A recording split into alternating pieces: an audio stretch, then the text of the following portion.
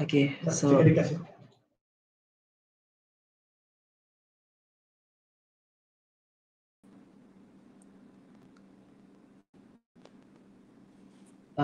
think we just need wait 3 more minutes before 9, and we will start at 9. Okay.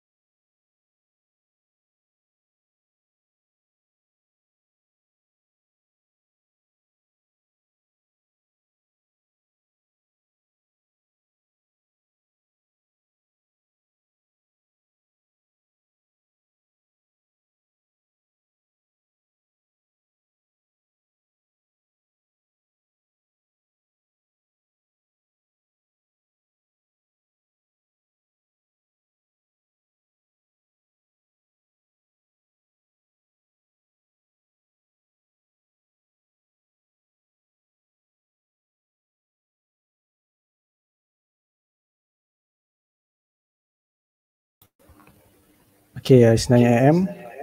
May I start now? All right.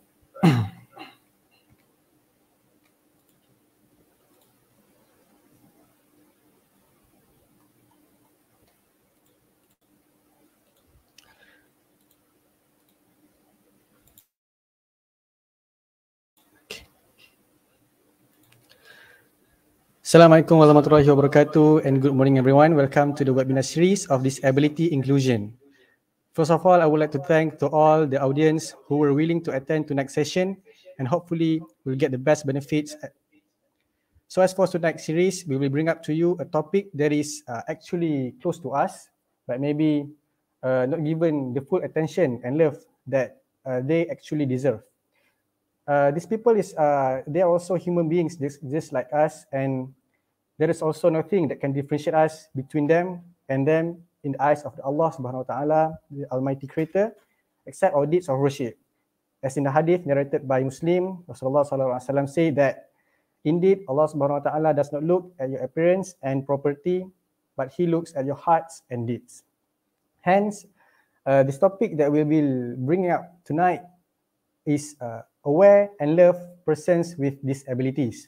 So I'm Ashyraff, and together with my good friend Imaduddin, have been given the responsibility to host tonight's webinar along with two great speakers with, I believe, extensive experience in this topic. Before we introduce the speakers, let me brief a bit about tonight's webinar. The webinar session will end at 10 p.m. and will be conducted in dual language, which is English and Malay, and also will be recorded and posted on YouTube for further reference. So without further ado, we would love to know a bit about both of our speakers, like your name, where you come from, your educational background, and your current position. So can we listen to Cikgu Wan first, and then we go for Mr. Syafiq. Right. Silakan Cikgu Wan. Okay, Assalamualaikum warahmatullahi wabarakatuh. Nama saya Wan Azlina binti Wan Osman. Boleh panggil Cikgu Wan. Saya dilahirkan dan dibesarkan di Fadla Jerangau, Terengganu. Saya mempunyai ijazah kejuruteraan daripada UPM tahun 2003. Mengikuti KPLI tahun 2008 dan posting pada tahun 2009 dalam Pendidikan Khas. Sekarang saya guru pendidikan khas lah di SK Dato Klana Putra dan menjadi penyelaras pendidikan khas di sekolah saya sekarang ni daripada tahun 2010 lah sehingga sekarang. Saya menjadi guru penyelaras untuk program. Itu sedikit secara ringkas untuk mengenai saya. Hello.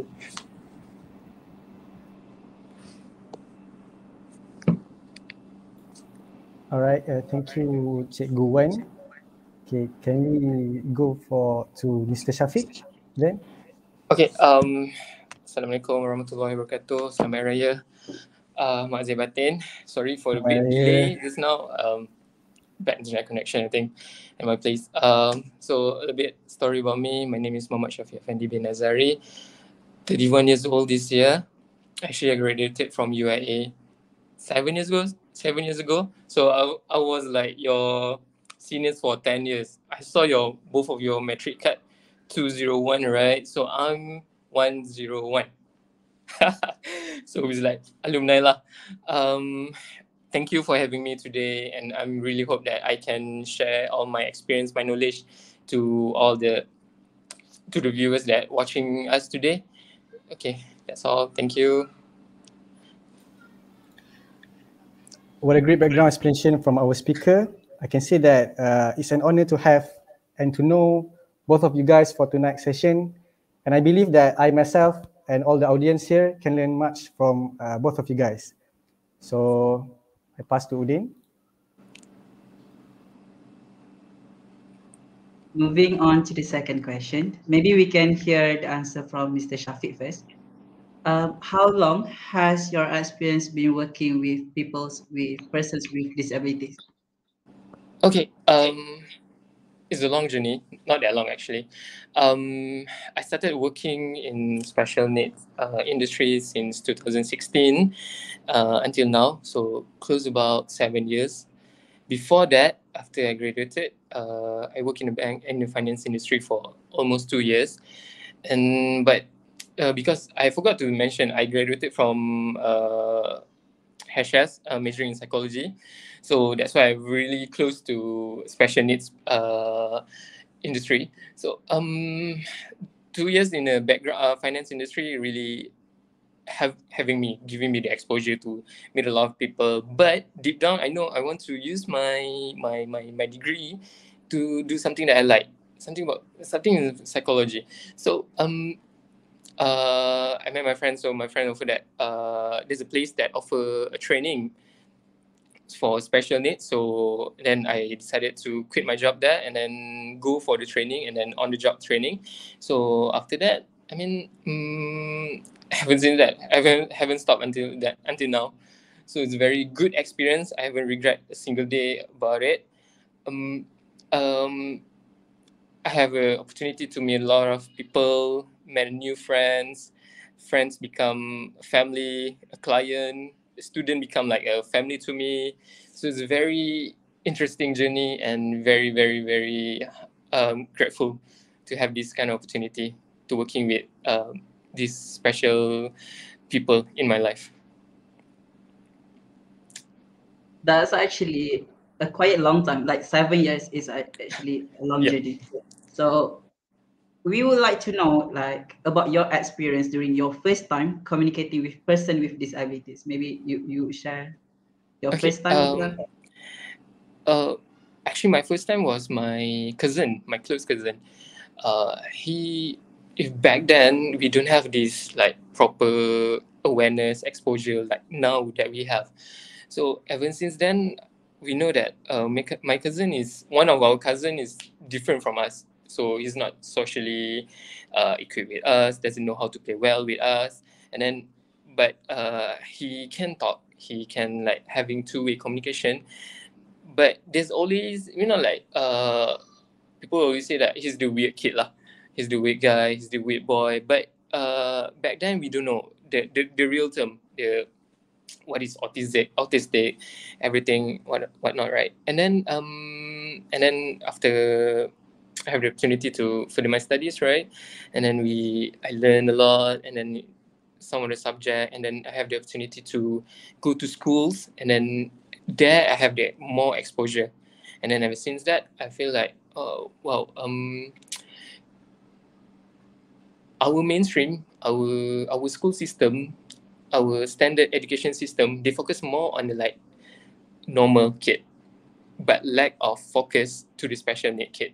So most of the kid, I mean, like honestly, during our school time, I mean, government school, 90s, we have this like kelas peralihan, kelas pemulihan, everything, right? They don't have like this special need teacher. They don't have this properly trained therapists to come into school and to teach the kids. They only have like normal teacher, and then just like the best part of it, maybe some teacher that know how to speak sign languages. That's the only young extra qualified to teach them. But now we are lucky that the exposure is getting there, the awareness is getting there, and then the kids with the special need getting more recognition, and then they're getting more help that they need for now. Okay, thank you, Mr. Syafiq. Now we would Sure. like to ask the same question to Cikgu Azlina. Cikgu Azlina, how long has you experienced with persons with disability? Okay, saya mengajar lah, saya cerita mengenai pengalaman saya mengajar lah. Saya mengajar masih lagi baru tahun ni 16 hari bulan 1 2022 merupakan tahun ke-13 saya mengajar. Saya menjadi seorang guru pendidikan khas. Saya masih lagi baru, banyak benda yang saya perlu belajar. Kalau tadi dengar saya adalah ijazah dalam kejuruteraan. Apa yang menjadi pemangkin untuk saya menjadi seorang guru pendidikan khas, pernah kita ikut charity run, kita bawa OKU person, di mana kesediaan masyarakat untuk menerima OKU tu agak sukar. Dan pada masa saya belajar di sekolah rendah dulu, saya ada kawan yang OKU, di mana tahun 80-an, tahun 80-an tak ada sangat kan, tiada pendedahan. Kalau 90-an pun tiada pendedahan mengenai pendidikan khas, apatah lagi tahun 80-an. Di mana belajar seperti biasa, kamu boleh, kamu tak boleh, itulah belajar setakat kamu boleh. Bila kita makin dewasa, sekeliling kita nampak macam-macam yang ada, itu yang menjadi penguatkan lagi semangat saya lah untuk menjadi seorang guru pendidikan khas. Walaupun saya belajar dalam bidang kejuruteraan, sekurang-kurangnya jangan ingat kemahiran apa yang kita belajar tu tidak boleh disalurkan kepada anak-anak syurga ni. Itu saja. Saya baru tahun ke-13, saya masih lagi baru. Okay, it's very interesting to know that Cikgu Azlina changed from engineering department to special education. So we would like to know from Cikgu Azlina about your experience during first time you communicating with people with disabilities. Okay, macam saya cakap tadi, pemangkin utama saya ialah kawan saya sendiri, OKU, daripada sekolah rendah.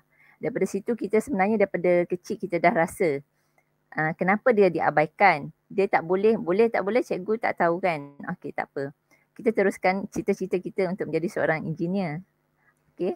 Tapi pada masa yang sama, kita juga mempunyai impian. Kita nak membantu rakan kita tadi kan. Okey, bila saya dah habis belajar, dah ada degree, salah seorang makcik saya adalah pensyarah di maktab. So daripada situ macam saya tahulah untuk mengenai pendidikan khas ni ada. First time saya berkomunikasi dengan murid tu menyebabkan saya rasa saya saya nak meneruskan. Okey, kan tadi saya beritahu saya KPLI. Untuk tahun pertama saya memohon tahun 2003, saya ambil LK, lukisan kejuruteraan. Saya dapat untuk pergi interview, tapi kesediaan saya sebagai untuk menjadi guru LK tu tak ada. Orang lain hadir dengan paperwork, saya hadir dengan saya hanya bercakap saja. So saya tak boleh membuktikan apa yang saya ada. Okay, tak apa. Tahun kedua dan tahun seterusnya sehingga tahun 2006 saya mohon sebagai guru pendidikan khas. Tapi saya tidak layak kerana kelulusan saya adalah kejuruteraan. Untuk pendidikan khas adalah untuk human resource, untuk memohon menjadi guru pendidikan khas. Okey, untuk tahun 2007 saya mohon lagi untuk menjadi guru KH, guru kemahiran hidup, sebabnya bersesuaian dengan saya sebagai kelulusan saya engineering. Tapi saya meneruskan juga tanpa dengan hati yang beratlah. Meneruskan pembelajaran tahun 2008 saya berjaya masuk ke pendidikan khas. Waktu saya praktikal, lagi sekali saya didatangi dengan yang menguatkan lagi lah keinginan saya untuk menjadi seorang guru pendidikan khas. Bila saya praktikal, di mana sekolah tu ada murid pendidikan khas. Tetapi orang sekeliling, even seorang guru pun memandang murid pendidikan khas tu sangat hina. Sangat lekeh. Okay? Dan saya praktikal masa tu, saya praktikal untuk kelas yang orang kata kelas belakang. Di mana budak tu tak reti pun lagi. Darjah 5 tapi tidak tahu huruf. Tak kenal huruf. Diabaikan. Dia tidak dihiraukan. Dan menganggap mereka tu adalah anak-anak yang alah budak tak pandai. Biar je lah. Nanti tahu je lah dia. Di mana kita sebagai seorang manusia, takkan kita nak terus membiarkan mereka. Daripada situ, masa saya praktikal, saya tengok, saya praktikal dalam aliran perdana lah. Tapi kita nampak murid-murid pendidikan khas menguatkan lagi semangat saya untuk menjadi seorang guru pendidikan khas. Menjadi rezeki saya, 2009 saya posting dan dipostingkan ke pendidikan khas. Saya bersyukur kerana apa yang saya inginkan, saya berjaya. Means saya berjaya masuk ke dunia pendidikan khas. Saya tak mampu nak buat lebih, tapi sekurang-kurangnya saya usaha untuk jadikan mereka yang terbaik. Saya tak nak orang pandang hina pada anak-anak syurga ni. Itu je. So macam pengalaman saya sendiri daripada kawan dan juga orang sekeliling saya. Orang sekeliling tu means bukannya saudara mara saya pun. Saya tak kenal pun siapa mereka. Tapi mereka diabaikan. Dia orang dipandang, alah budak bodoh, biar je. Maksudnya, di mana kita sebagai seorang manusia takkan nak terus membiarkan mereka. Sekurang-kurangnya biarlah saya nak mereka dapat something. So, itu pengalaman saya sendirilah. Bila saya masuk ke pendidikan khas, banyak macam-macam yang kita jumpa. So, enjoy lah dalam pendidikan khas tu. Correct. Thank you, Cikgu Azlina. This is very interesting to have some insights from Cikgu Azlina as well as Mr. Syafiq's first time encounters with people with disabilities. So just by listening to the stories just now, it just made me want to go there, want to experience itself, how to encounter with them. And I believe that the audiences here also want to experience the same thing, like, how to encounter with them.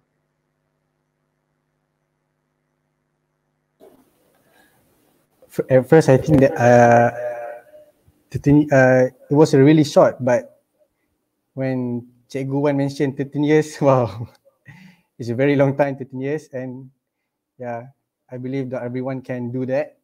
So there's one article that I found that written by Falina on 2017 that stated like some public perceptions on this group of people with disabilities, and among them was there are people who are arrogant and underestimate this group of persons with disabilities.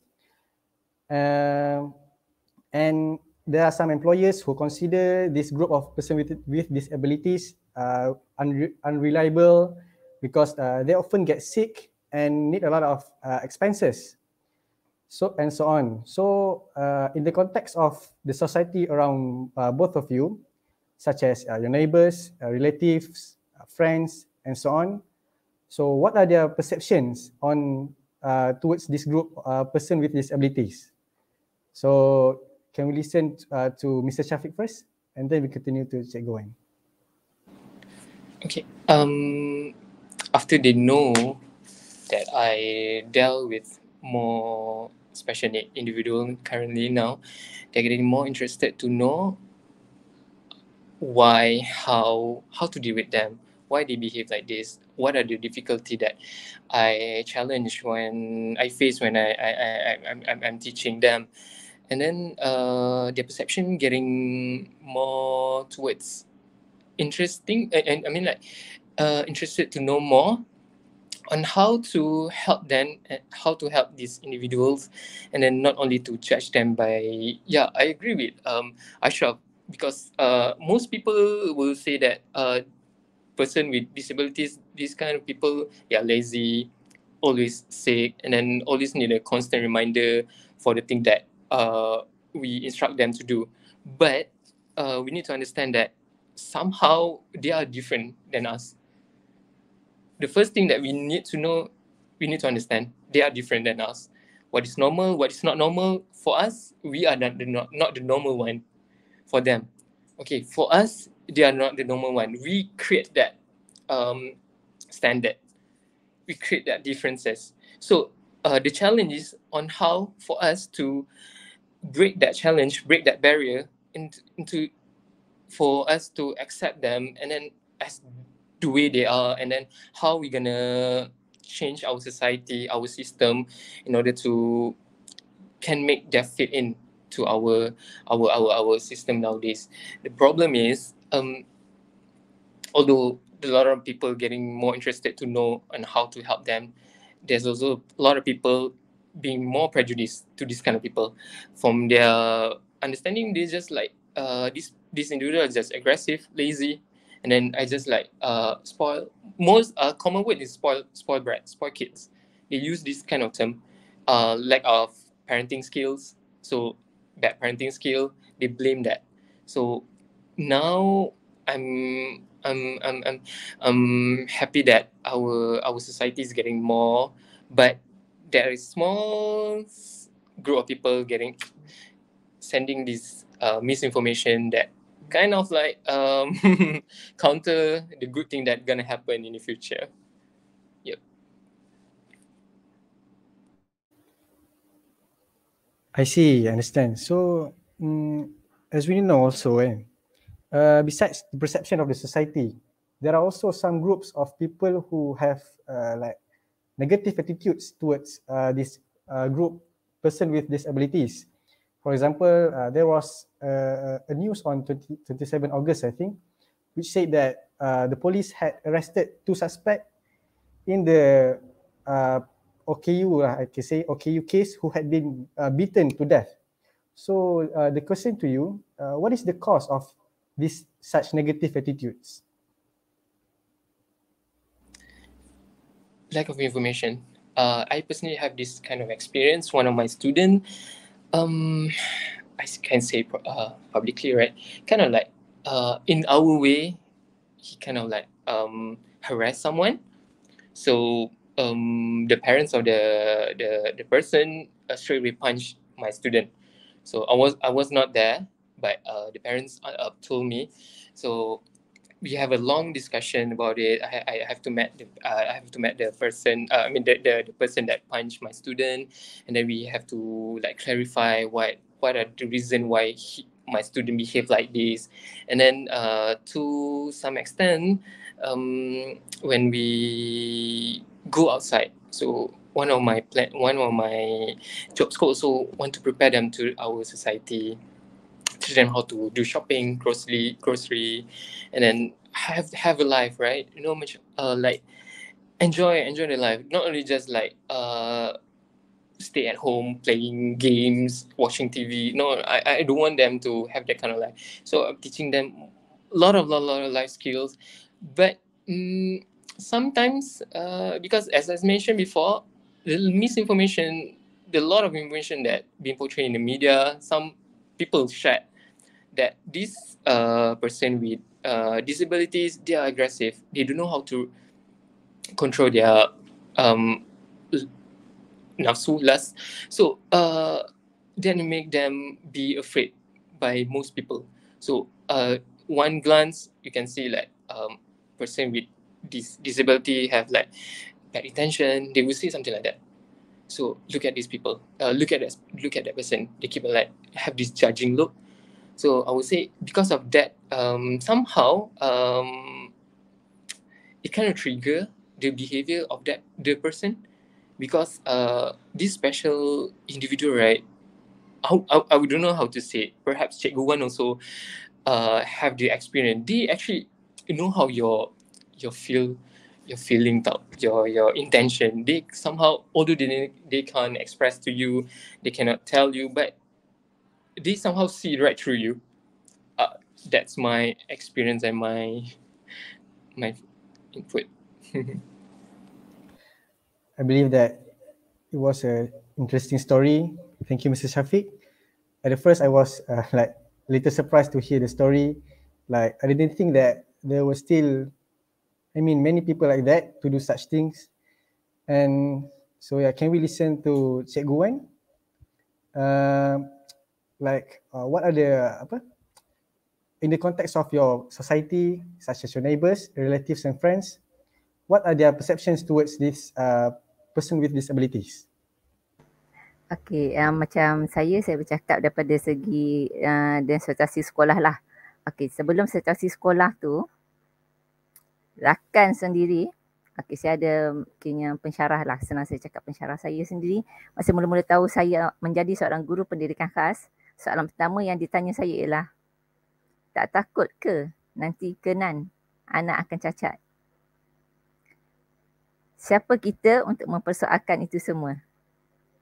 Adakah itu kerja kita? Bukan. Itu adalah, segalanya adalah ketentuan Allah. Apa yang, macam tu juga saya berhadapan dengan, sebab saya penyelaras dan saya berurusan dengan ibu bapa. Kita nak menenangkan ibu bapa bila tahu anak dia akan masuk ke pendidikan khas, akan memegang kad OKU. Kita tak perlu ambil orang luar pun, orang sekeliling. Kita ambil ibu bapa je dulu.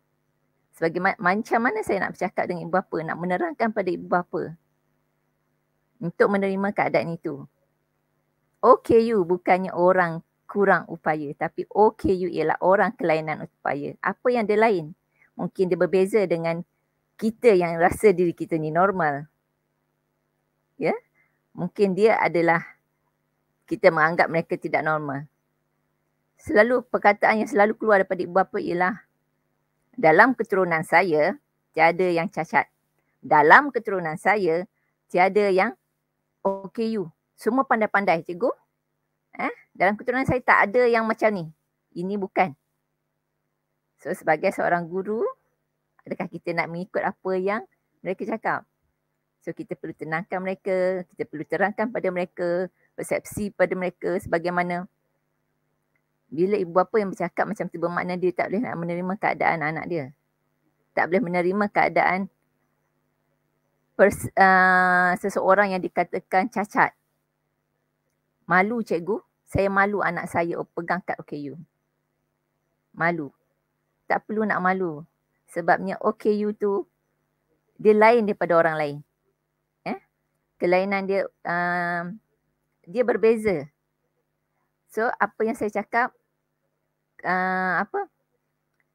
peluang untuk mereka adalah lebih cerah sekiranya berada di dalam saluran yang betul. Dengan saya lah, dengan kami di pendidikan khas. Sebab kita membimbing dia dengan kelompok yang kecil berbanding dengan di arus perdana di kelompok yang lebih besar. Saya tak kata yang perdana tu tak bagus, bagus. So kita nak meningkatkan keyakinan daripada ibu bapa, di mana kita beritahu ibu bapa yang anak OKU ni boleh masuk universiti. Murid saya sekolah rendah, murid saya pun ada yang mendapat result UPSR lebih bagus daripada murid perdana. Tapi kita sebagai guru, ibu bapa dan orang sekeliling patut memberi peluang pada mereka. Kalau macam ibu bapa sendiri tidak memberi peluang pada anak-anak ni untuk belajar di pendidikan khas, untuk berada sebagaimana hak dia, tak menerima keadaan dia, maknanya kalau dia tak menerima tu maknanya dia sentiasa mencari salah anak tu. Anak OKU, sebagaimana Cik Ashyraff cakap tadi, macam saya tak nafikan, anak-anak ni sangat di luar jangkaan kita. Di luar jangkaan. Macam saya sendiri guru pendidikan khas, murid anak-anak syurga, kita sebagai manusia yang dikatakan normal, kita tahu mengawal emosi kita, kita tahu mengawal perasaan kita. Anak syurga tak tahu mengawal perasaan mereka. Dia akan ekspreskan apa yang dia rasa. Kalau dia rasa sayang pada seseorang tu, dia akan tunjukkan rasa sayang. Tapi masyarakat faham ke tak? Masyarakat tak faham. Masyarakat menganggap itu adalah kelakuan yang tak baik. Kita sebagai yang dikatakan normal patut membimbing mereka. Oh, ini salah, ini betul. Mana yang salah, mana yang betul. Sebabnya mereka tak tahu mana yang betul, mana yang salah. Bagi mereka itu adalah luahan mereka. Luahan. Dia meluahkan apa yang dia rasa. Kita yang rasa diri kita normal, kita patut membimbing mereka. Kita betulkan apa yang betul, salah apa, membetulkan apa yang salah dan jangan membetulkan yang salah tu.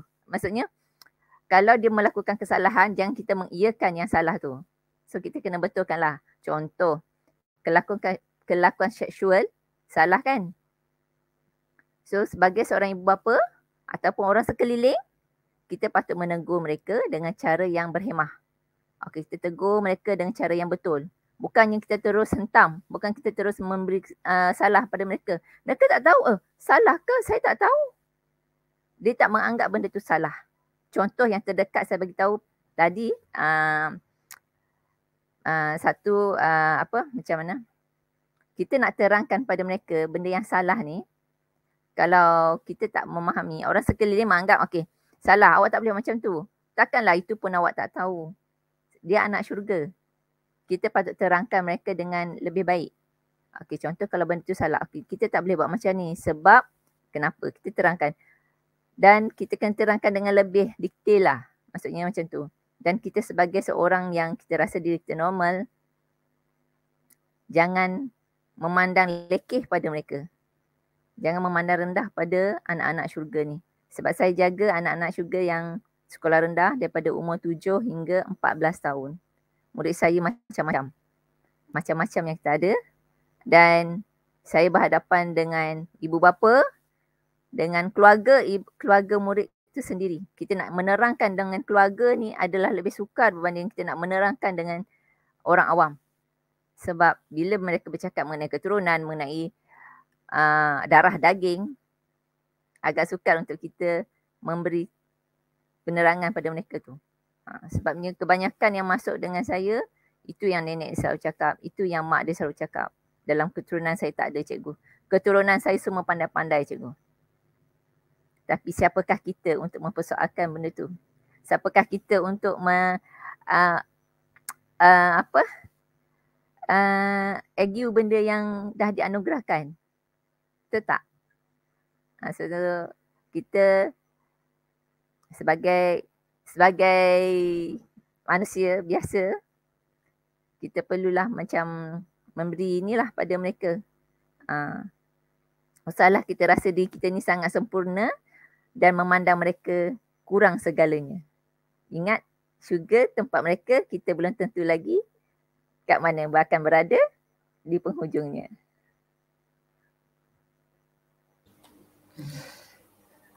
I feel a bit like sad and touched to hear the story that I think advice also from Cikgu Wan just now, and like I didn't expect it to come up from the mouth of an adult who I think can think well, and who are we to question every God's plans and everything.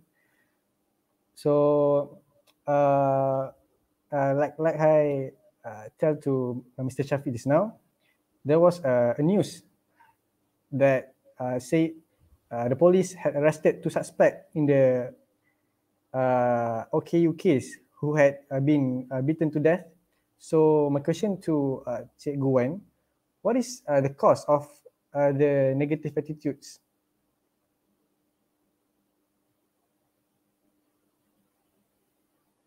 Cikgu Wan?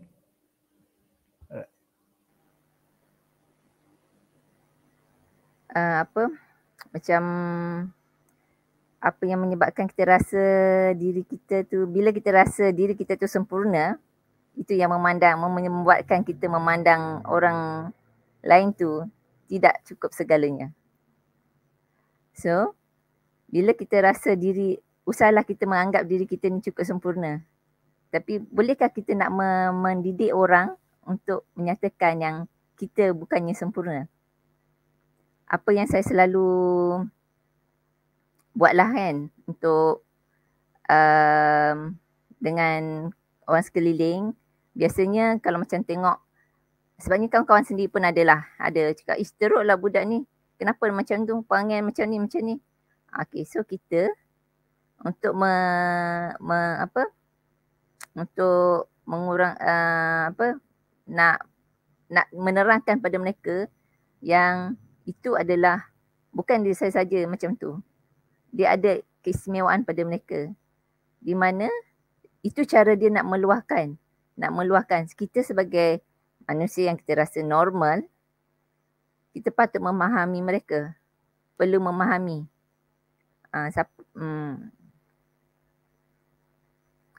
So macam kita tak baik macam mana? Tak boleh lah macam saya selalu terangkan okey, kenapa budak ni macam ni, kenapa contoh kita ambil budak yang tantrum. Orang yang lain, orang yang biasa, orang sekeliling akan pandang, teruknya budak ni, kenapa dia macam ni? So kita terangkan. Dia tantrum sebab kebanyakan yang tantrum yang saya jumpa, anak-anak sugar saya, dia tantrum kebiasaannya dia tak boleh bercakap. Bila dia tak boleh bercakap, dia nak menyampaikan apa yang dia nak. Dia sebenarnya dia bukan nak dia saja je. Dia dah cakap, dia dah sampaikan pada kita, tapi kita ni tak faham dan kita buat ignore je. Sebab tak tahu dengan mereka. Sebabnya kita macam, alah budak ni budak nakal. Tak payahlah ambil tahu budak-budak macam ni. Kan? Okey. Dia akan mengamuk. Dia mengamuk tu sebabnya dia tak dapat menyampaikan apa keinginan dia kepada kita, dan kita tak pernah cuba untuk memahami mereka. Itu yang menyebabkan, sebabnya kita rasa kita sempurna. Kita ada segalanya. Saya sempurna, awak siapa? Bila kita memandang rendah pada orang tu, itu yang menyebabkan dia sentiasa macam pandangan negatif lah. Sebabnya kita kebanyakan yang orang pandang-pandang negatif dengan budak-budak macam ni, biasanya budak tantrum, kebanyakan budak tantrum lah. Tantrum, lepas tu ADHD yang tak terkawal. So macam saya selalu cakap dengan tadi kita terangkanlah apa yang punca yang menyebabkan dia jadi macam tu. Kita terangkan punca dia jadi macam tu, cara penyelesaian untuk mereka. So secara tak langsung kita dah mengajar orang yang memandang negatif pada orang yang rasa sempurna ni cara mengatasi anak-anak ni, dan mereka juga boleh applykan pada keluarga mereka sendiri dan juga diri mereka sendiri. So bagi saya yang orang yang memandang negatif pada OKU ni sebab dia rasa dia cukup sempurna. Itu je lah. I agree with Cikgu Wan just now. Like we as normal human beings, we always have weakness. We do fault and everything. No one is perfect. So we are all the same at the end. And yeah, I think that's all. Thank you for both speakers for the wonderful answers given to both questions. I believe that this is, I think, the reality of our society today, which has such a perception and attitude toward this group of people with disabilities. So for the next question, I pass to Imaduddin. All right, before I proceed to the next question, I love that Cikgu Azlina just now mentioned that for the people to biasakan apa yang betul dan betulkan apa yang biasa dan biasakan apa yang betul, right? So it's very heartbreaking to know that there are some people who are still have the bad point of view towards them. So because of that, nowadays in this entire world, I believe that people are more aware about their existence, okay, and they are more, have to accept them. So it is always encouraged towards a development of inclusiveness towards all people. For that reason, can I have Mr. Syafiq first to give your opinion on what can be done by us to ensure that mainstream society includes these people who are, persons with disabilities?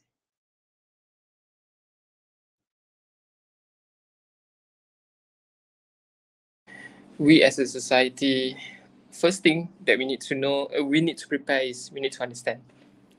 First thing we need to understand that they are different than us. What is normal, what is not normal is they are different than us. So we are two different worlds trying to work together. So if we can understand that, and then we can proceed to the next one. Next step, accept that they are different. If you cannot accept that this unnatural girl is different than us, then our goal to help them is not going to be achieved. If we don't accept, we don't have, like, as teacher Wan, Cikgu Wan said that the hardest part is to explain to the parents. Always that.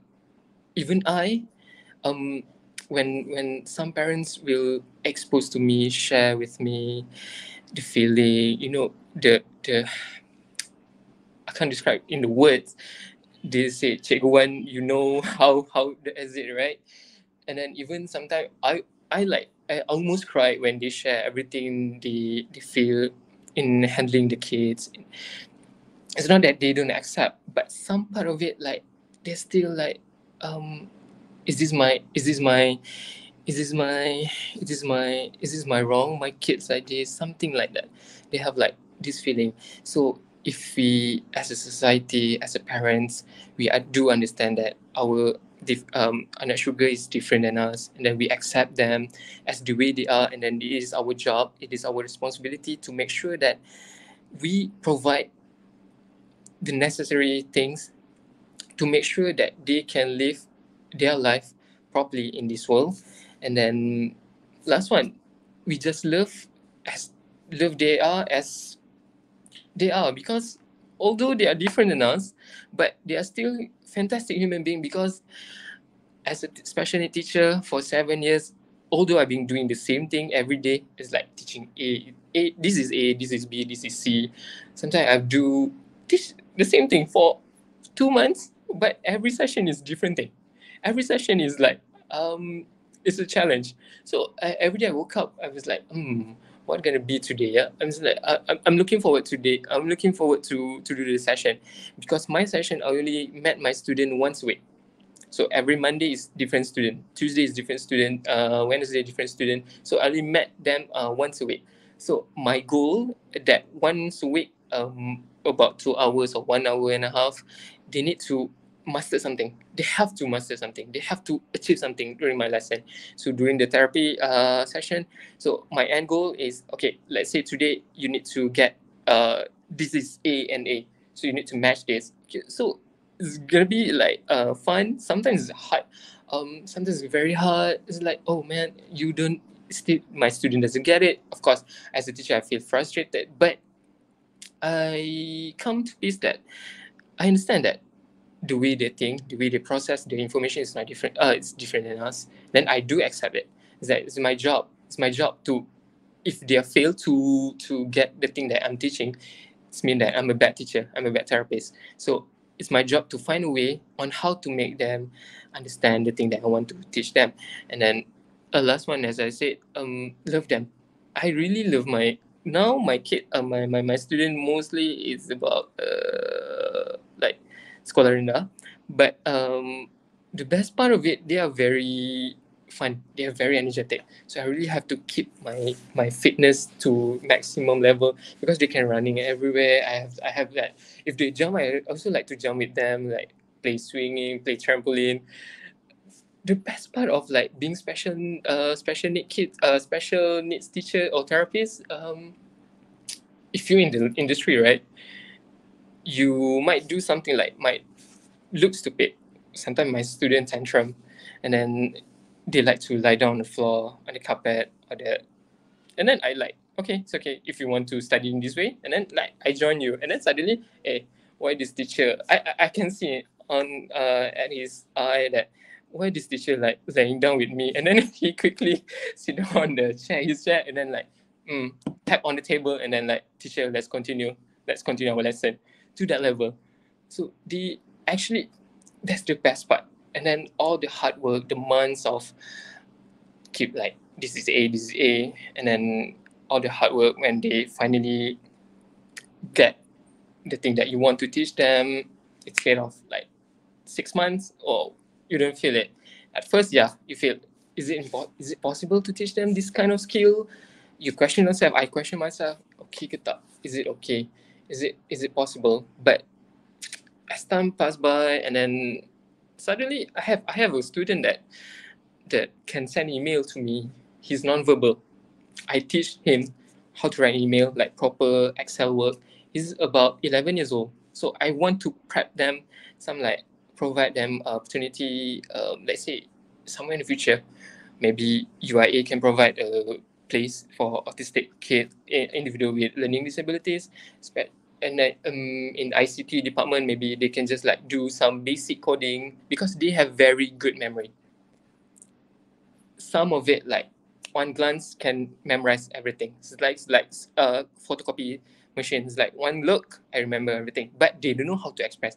Then why I need to express? They're like, we don't know. We don't understand. Like for them, why I need to show you? Why I need to tell you that I know this thing? I just want to chill for them. But it's our job to, hey, you know what? You can do this lah. It's okay. You need to motivate them to show, and then that you can do this. Yeah. That's the thing. Love them as they really are. Okay, thank you, Mr. Syafiq. I love that. If I were in your situation during that time, I will also question myself. Like, we never walk in their shoes, so it's like, sometimes we have to be stupid in the situation, or we might have we have to deal with their tantrum as well. So it is something that's very, different for us to handle.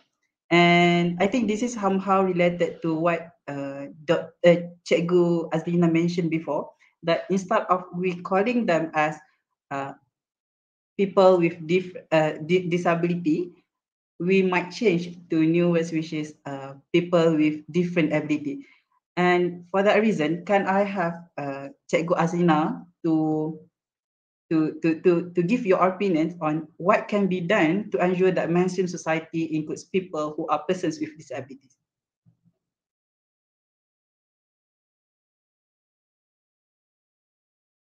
Cikgu Azlina. Can you repeat again? My question is the same. What can be done to ensure that mainstream society includes people who are persons with disabilities? Okay. Satu je yang kita perlu ingat, kita adalah hamba, dia juga adalah hamba. Betul tak? So, kita makhluk Allah, dia pun makhluk Allah. Kita adalah sama. Mereka juga ada hak untuk belajar. Sebagaimana Cik Syafiq cakap tadi, macam Cik Syafiq, dia terapis. Lepas yang dia jumpa tu ada yang dah berumur dewasa, dah dewasa semua kan. Kita perlu menerima mereka seadanya. Kita sebagai seorang awam. Tapi macam saya sekarang ni, terus terang saya katakan, Alhamdulillah saya tengok dah ada perkembangan di media, di televisyen. Yang sebelum ni kita tengok kan, kita tengok mengenai murid lepasan daripada sekolah SMK Jalan Sentul, SMK Setapak, yang mereka dah berkemahiran. So pendedahan tu dah ada kepada orang awam mengenai MBPK, murid berkeperluan pendidikan khas. Dan yang terbaru saya tengok, kalau perasan lah, mengenai MBPK ni lah di TV3 yang diterangkan oleh Izzul Islam mengenai murid pendidikan khas. So secara tidak langsung sebenarnya kita dah memberi pendedahan kepada masyarakat mengenai murid-murid pendidikan khas ni. Okey, so kita sebagai seorang guru pendidikan khas, kita kena letakkan diri kita sama level dengan mereka. Kita kena duduk sama rendah dengan dia, berdiri sama tinggi dengan dia. Sebagaimana yang Encik Syafiq cakap tadi, budak tu menulis di lantai, sebenarnya dia nak cek kita saja. Dia nak tengok kita ni macam mana. Macam tu juga dengan ibu bapa. Dia buat macam, okey, saya pengalaman saya yang saya cerita ni yang terkini. Murid saya mengamuk dalam kelas. Cakap, kenapa dia mengamuk? Saya tanya cikgu saya, kenapa dia mengamuk? Dia tak nak lah cikgu Wan, dia tendang-tendang. Tak apa, biar je dia tendang. Alihkan yang lain je. Sebab situasi saya di sekolah, kita di sekolah, dalam kelas bukan seorang lah, maknanya ada beberapa. So saya tak apa, biarkan je. Yang lain ketepikan. So dia masuk dalam meja, bawah meja. Saya keluarkan, kenapa? Jomlah masuk belajar. Kenapa tak nak? Tak nak sekolah. Kita nak school, kenapa? School very bad. Okey, nak balik, dia tak nak balik. Sebabnya dia saja nak treat kita. Sebabnya dia nak mengamuk, kita nak balik ke, cikgu call mami. Dia tak nak. Dia tak nak. Sebabnya di rumah, dia tak ada kawan. Di sekolah dia ada kawan. Tapi dia nak treat kita macam mana. Dia saja nak ni kan kita. So, kita main dengan dia. Sehingga dalam masa 3 hari, budak tu dah enjoy untuk ke sekolah. So, apa yang kita lakukan, macam Encik Syafiq cakap tadi, kita perlu ada hati untuk menerima mereka seadanya mereka. Tapi pada masa yang sama, kita membimbing mereka, membentuk mereka untuk menjadi yang lebih baik.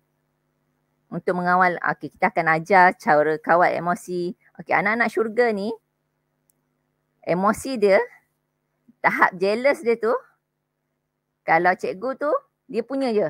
Orang lain tak boleh. Tahap jealous dia. Kita ajar dia seorang je. Okey, bila kita tegur yang lain, dia dah jealous. Dia akan mengamuk. So, kita kena ajar cara dia pada mereka ni. Okey, tak boleh macam tu. Abang budak pandai kan? Budak handsome kan? Kita puji dia lebih-lebih. So, kita cikguan, abang dah boleh. Nanti cikguan tengok kakak dulu. Sekejap lagi cikguan ni pula. Abang pula. So, macam kita kena menerima mereka seadanya mereka dan membimbing mereka untuk menjadi yang lebih baik. Bagi mereka yang anak-anak ni, dia mengamuk ke, dia menjerit ke, sebabnya dia expose, dia nak tarik perhatian kita. Lepas tu, sebabnya macam saya kata tadi, tahap jealous dia tu, dia tak boleh kongsi dengan siapa-siapa. Itu milik dia seorang. So macam kita kena terangkan lah, kena ajar mereka macam barang untuk share, untuk sharing. Sebab macam anak-anak saya, anak-anak syurga saya, semua kategori ada. Sindrom, fizikal, autis, ADHD. Kalau mereka bergabung, tak faham lah macam mana jadinya tu. Stamina memang kena tinggi. So macam mana kita nak tarik mereka untuk mengajar. Kalau kita rancang hari ni nak mengajar huruf A, belum tentu lagi kita hari tu kita boleh belajar huruf A.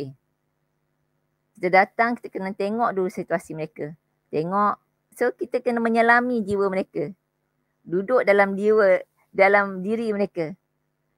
Tapi macam saya ramai budak dalam lebih pada 5 orang. So kita tengoklah seorang-seorang macam mana kita gabungkan untuk jadi untuk mengajar ni,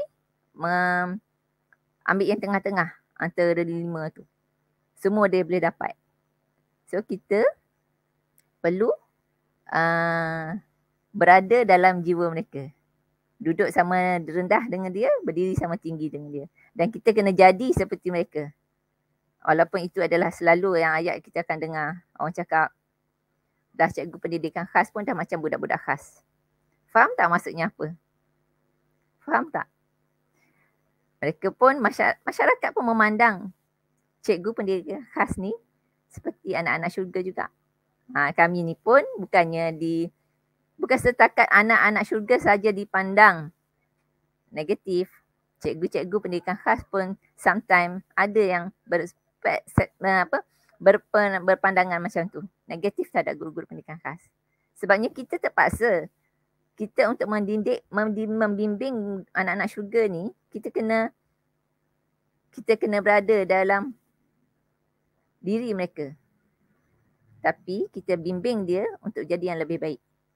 Memanusiakan manusia adalah lebih susah untuk daripada menjadikan manusia itu seorang doktor. With that being said, we are all the same. We are just human beings, so we have to try to accept them and tolerate with them. Okay. So moving on to the next questions, Ashyraff. So actually we're a bit, I think, short of time. So for the next question, I wonder in your roles as a teacher and a therapist who are destined to take care of this anak-anak syurga like them, what was the biggest challenge you had to go through? Can we go to Mr. Syafiq first? In short, I think. Biggest challenge, where do I start? No lah. Actually, right, I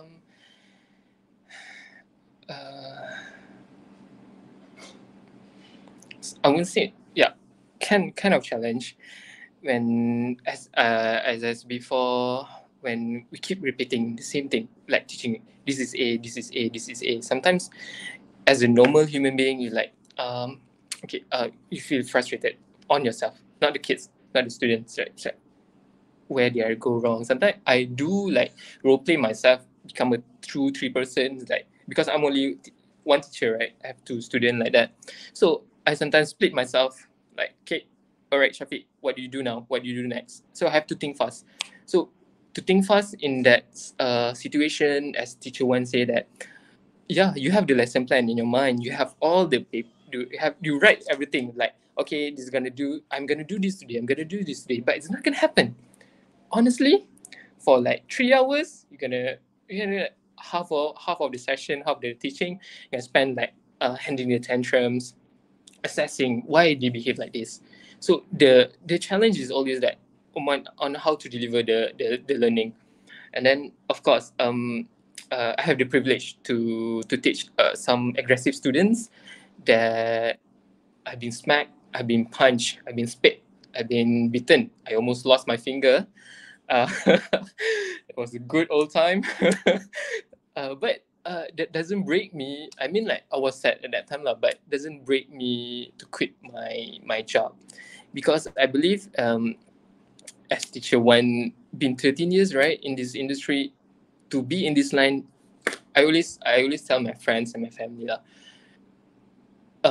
this line, you need to have passion and patience. So if you don't have 2 of this, you're not gonna go. You're not gonna understand. You're not gonna feel. You're just gonna feel like it just doesn't work. It just doesn't work for me. But for me, I have the needs to. I need to help them. I have the urgency to. I think maybe this is my purpose. I want to help them. Maybe a lot of people are gonna help them, but I believe that maybe this is my responsibility to teach them, because currently I have the privilege to be a freelancer to some centers, because of some of the kids is very extremely behavior, a lot of tantrums that their teacher cannot handle. So they call me, and then I'm honored that they trust me to teach the therapist there, the teacher there, on how to assess the behavior, and then how we're gonna react. So most of the time, the kids tantrum, as teacher Wan said, they want to communicate, but they don't know how to express the word. The most easy way is just show tantrum lah. I just like act out. But as a therapist, as a teacher, we crack our brains back here. Like, why are you behaving like this? What are the reasons? That's the challenge that I think as a special need teacher, educator, we face that every time. And then the progress, the progress that our student, we, at the end of the day, we're not going to be with them forever. The end goal is that you can wear your own clothes, you can brush your teeth on your own, you can prepare your own meal, but along the way, it's going to be a challenge.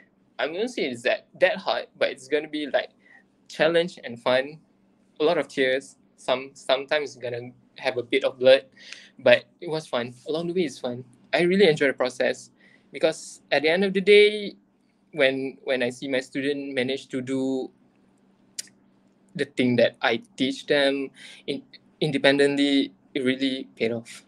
All the hard work, challenge is nothing lah. Okay.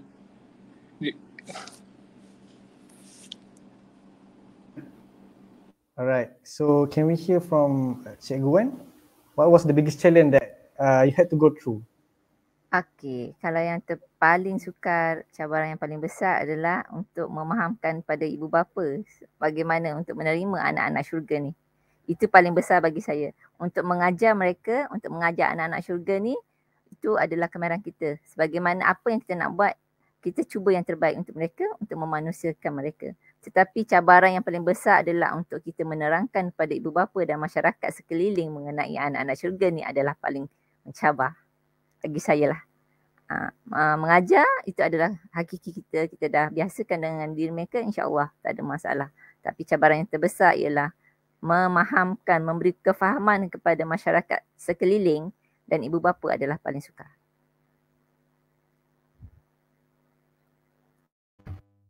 Alright, I think a great sharing from both of the speaker, Mr. Syafiq and Cikgu Wan.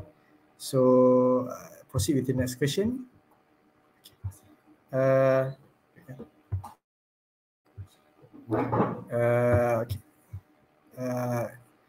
Islam, we are encouraged to love each other and establish a good relation with Allah Subhanahu Wa Taala and human beings.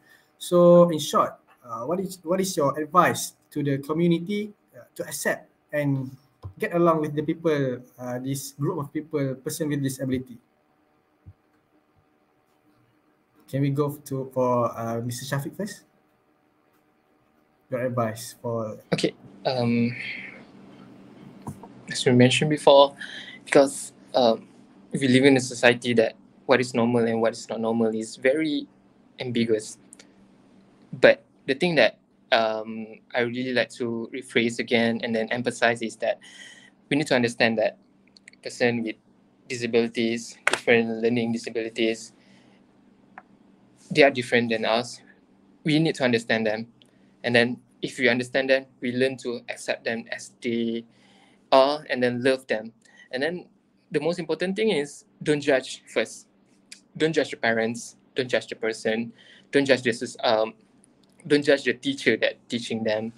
If we can minimum that, I think our society will be more accept, more flourish, and then be in more positive way because I can see the trend is awareness is there and then people do not afraid to share that. I have, just for example, they willing to share, my kids have this kind of problem and then they happy to seek for help. They look for teachers, they look for therapists, they spend the time and money to go for assessment. It's not that cheap, actually, to go for assessment to get a diagnosis. So I really like the awareness that parents have. They don't simply like, I just keep my different kid in our room, just lock it and then throw the key away. No, they stop doing that. So they stop seeking help, so which is very, very good. And then, you know that the awareness is there, so as much as the information, so we can educate as much people as we can reach out. As this is a very good approach. I believe April and May is the Autism and then Learning Disabilities Awareness Month. So it's a very good opportunity for mass public to have this kind of information that me and Teacher Wan can deliver. What are the reality of being a teacher, and then I want to say the bad side of it, the fun side of it. most of it, the fun side of it, actually. And then the sad part of it, just keep it to ourselves lah, right, Teacher Wan? But that's the best thing. And then as a community, together, we can be better. And then remember, as we are all the servant of Allah, and then our present is to help each other. So the point of you being there, the point of you being exist in this world, just to make better, make yourself better, and then make other people also better. That's all. Thank you, Ashyraff. Thank you, Mr. Syafiq, for the meaningful advice to us. Can we listen from Cikgu Wan then? What what advice to people? Okay. Mereka juga hamba Allah. Mereka juga ada hak. Santunilah hak mereka. Janganlah kita terus menghukum. Jangan menafikan apa yang telah dianugerahkan kepada mereka. Santunilah mereka dengan baik. Mereka juga ada hati dan perasaan. Anak-anak syurga ni sangat istimewa. Nanti Ashyraff masuk dalam dunia pendidikan khas sepenuhnya. Enjoy tu adalah kita sebenarnya sangat enjoy dalam pendidikan khas. Sangat enjoy dengan anak-anak syurga ni. Sebab tu saya cakap tadi, cabaran saya adalah memberi penerangan kepada ibu bapa adalah lebih sukar berbanding dengan kita mendidik anak-anak syurga ni. Sebabnya memberi kefahaman kepada ibu bapa dan masyarakat adalah lebih sukar daripada kita mendidik, membimbing anak-anak syurga. Sebab bila kita meletakkan jiwa kita dengan mereka, insya-Allah kita akan happy, kita akan enjoy. Tapi untuk memberi kefahaman kepada masyarakat mengenai anak-anak syurga adalah lebih sukar daripada kita mengajar anak-anak syurga ni mengenal huruf A. Thank you, Cikgu Wan, for the, I can say, a very meaningful advice also. And I believe that everyone, I think, regardless of a group of people, we should respect each other, because at the end, I think I can say that we are all equal in the eyes of the Allah Subhanahu Wa Taala. We will wear the same white clothes and sitting in the same place, and say that without carrying any worldly possession. We only carry our deeds and worship that make difference in our situation later. So I pass to Imaduddin. First of all, I'm so sorry my laptop just hang just now and I have to go all the way to here just to, proceed with this webinar. I'm so sorry. So before we end today's session, I think all questions have been answered by both respective speakers. So we have a very special 2 minutes video from Cikgu Azlina. She sent before. It is a picture of the kids and the teachers who teach them in SK Dato Klana Putra. So hope you guys enjoy.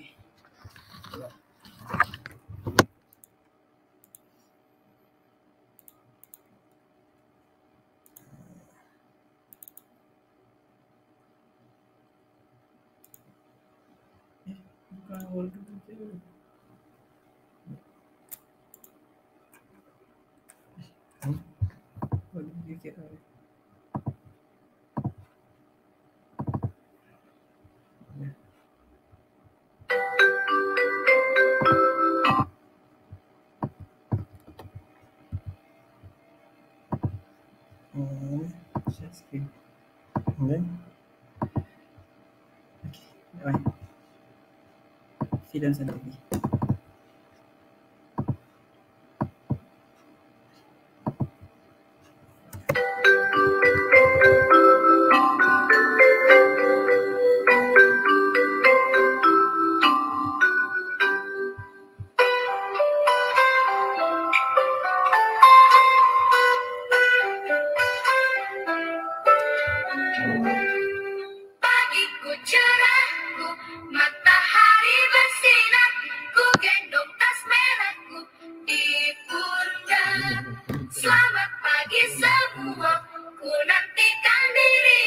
I don't know, can you guys see it? No? Sorry, I can't hear you.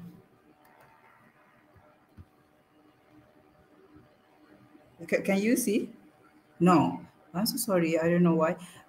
Sorry, I can't hear you. It's fine. We will give you later the link if you guys want to see the video. So by that, we have come to an end for today's webinar. Me, Imaduddin and my pair, Ashyraff would like to say thank you so much to our great speakers, Mr. Syafiq and also Cikgu Azlina, for your time, for your sharing, as well as your knowledge. It's very insightful. At the same time, I want to thank to the public also for joining us to enliven tonight's webinar. We appreciate everyone who contributed to the success of this webinar and hope that everyone can gain advice on how to be mindful and help them to feel love towards us. Well, that's all we got. We end this webinar with tasbih kafarah. Subhanakallahumma wa bihamdika asyhadu an la ilaha illa anta astaghfiruka wa atubu ilaik. Assalamualaikum. Bye-bye. Assalamualaikum. Waalaikumsalam. Waalaikumsalam. Bye. Thank you so Take much. care. Yeah. Okay. Assalamualaikum. Bye.